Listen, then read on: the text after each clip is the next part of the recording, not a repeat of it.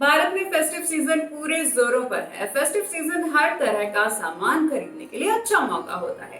साथ ही कंपनीज भी तरह तरह के डिस्काउंट लेकर आती हैं। इस समय कारों की सेल्स भी काफी बढ़ती जा रही है। लोग नई नई कार खरीदने के लिए फेस्टिव सीजन को चुनते हैं। असल में फेस्टिव सीजन में आपको तमाम तरह के ऑफर्स और डिस्काउंट्स मिलते हैं। कारों पर एक से एक शानदार डील मिलती है।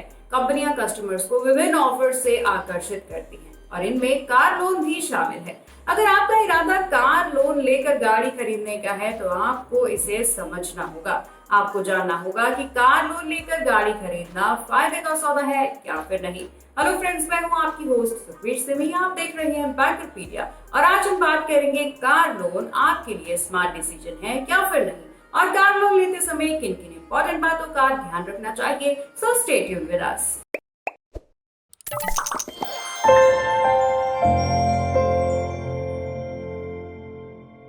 कार लोन एक तरफ फायदा है तो दूसरी तरफ नुकसान भी है। अगर आपके पास कार खरीदने के लिए बजट नहीं है तो आप लोन लेकर गाड़ी अपने घर ला सकते हैं। ये है फायदे की बात, क्योंकि इससे आपकी जेब का बोझ बहुत कम हो जाएगा। मगर जहां तक सवाल कर्ज लौटाने का है, तो अगर आप अपनी ईएमआई ज्यादा कम करवा ले तो ये लंबे समय तक चलेगी। इसका मतलब है कि आपको ब्याज ज्यादा चुकाना होगा। ये आपको पैसे का नुकसान ही देगा। इसलिए अगर आप कार लोन लेते भी हैं तो ईएमआई पर जरूर ध्यान दें। बताते हैं कि क्यों चुकाना होगा ज्यादा ब्याज। लोन कम ज्यादा ड्यूरेशन का हो सकता है। आपको ये समझना होगा कि कम ड्यूरेशन लोन में इंटरेस्ट कितना होगा। मान लीजिए कि अगर आपने 4 साल के लिए लोन लिया है और किसी अदर पर्सन ने 6 साल के लिए लोन लिया है, आपको कम समय पर लोन चुकाना है, यानी कि आपकी ईएमआई ज्यादा होगी और दूसरे पर्सन की कम होगी। मगर इस केस में आपको कम इंटरेस्ट पे करना होगा, क्योंकि आप जल्दी लोन चुका देंगे, जबकि दूसरे व्यक्ति को लंबे समय में लोन चुकाना है, इसलिए उस पर ब्याज की लायबिलिटी भी ज्यादा होगी। अपनी जेब पर सबसे पहले नजर डालें। आपको कार लोन चुकाने के मामले में जिन जिन चीजों का ध्यान रखना जरूरी है, उनमें आपकी इनकम, फ्यूचर में इनकम, एक्सपेंसेस और आप पर कोई और लोन तो नहीं है, इन जैसे फैक्टर्स शामिल हैं। अगर आपकी इनकम फ्यूचर में यानी कि 1 या 2 साल बाद बढ़ सकती है तो आप शॉर्ट ड्यूरेशन वाला लोन लीजिए। लोन लेने से पहले सभी बैंकों में परसेंटेज इनकम रेट और बेस्ट डील तथा ऑफर की तलाश जरूर कर लें। सेकेंड हैंड कार खरीदने का ऑप्शन। अगर आप कार खरीदना चाहते हैं और आपके पास सेकेंड हैंड कार खरीदने का भी ऑप्शन है, मारुति सुजुकी का second hand car platform true value इसके लिए एक बढ़िया ऑप्शन हो सकता है। इस प्लेटफॉर्म में ढेर सारी कारें बिक्री के लिए लिस्ट आती है।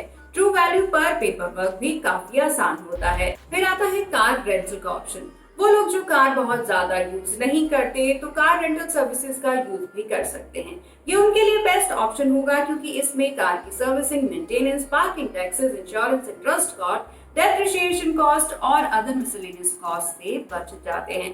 कार रेंटल में भी आपको बहुत से ऑप्शंस मिल जाएंगे जो आपको कार खरीदने में आने वाले खर्च और लोन के मेंटल प्रेशर से सेफ रखेंगे। आइए जानते हैं इन रेंटल ऑप्शंस के बारे में। सबसे पहले आती है शॉर्ट ड्यूरेशन रेंटल, जिसे सिंगल ट्रिप, रिटर्न ट्रिप के लिए कार रेंट करने के लिए आप ओला, उबर कार यूज कर सकते हैं। फिर आती है मीडियम ड्यूरेशन रेंटल। अगर आपको कुछ दिनों या फिर हफ्तों के लिए कार चाहिए तो जूम कार जैसे सर्विसेज का। सबसे पहले आती है शॉर्ट ड्यूरेशन रेंटल, जिसके सिंगल ट्रिप सबसे पहले आती है शॉर्ट ड्यूरेशन रेंटल, जैसे सिंगल ट्रिप, रिटर्न ट्रिप के लिए कार रेंट करने के लिए आप ओला, उबर का यूज कर सकते हैं। फिर आती है मीडियम ड्यूरेशन रेंटल। अगर आपको कुछ दिनों या फिर हफ्तों के लिए कार चाहिए तो जूम कार जैसे सर्विसेज का यूज किया जा सकता है। उसके बाद आती है लॉन्ग ड्यूरेशन रेंटल। अगर आपको कुछ महीनों या फिर 1, 2, 3 साल तक रेंट कार करनी है तो REVV, zoom car, subscription etcetera का यूज कर सकते हैं। फॉर एग्जाम्पल, रेव के थ्रू आपको एक अच्छी कार 1 मंथ के लिए रेंट करने पर आपको 11,000 से 15,000 का खर्च करना होगा। बैंकरपीडिया के इस एपिसोड को लास्ट तक देखने के लिए आप सभी का बहुत बहुत थैंक्स। हमें उम्मीद है कि कार परचेज करने में ये टिप्स आपके जरूर काम आएंगे। अगर आप भी हमारे चैनल पर अपने वीडियोस शेयर करना चाहते हैं, नेक्स्ट टॉपिक सजेस्ट करना चाहते हैं या फिर हमसे जुड़कर अपने व्यूज शेयर करना चाहते हैं तो हमें 7599887777 पर व्हाट्सएप कर सकते हैं या फिर hello@bankerpedia.com पर ईमेल भी कर सकते हैं। हमें आपके मैसेजेस का बेसब्री से इंतजार रहेगा। ऐसे ही और भी इंफॉर्मेशनल वीडियोस देखने के लिए हमारे चैनल को सब्सक्राइब करना ना भूलें। तो मिलते हैं किसी और एपिसोड में एक और इंफॉर्मेशनल वीडियो के साथ। Till then take care and good bye.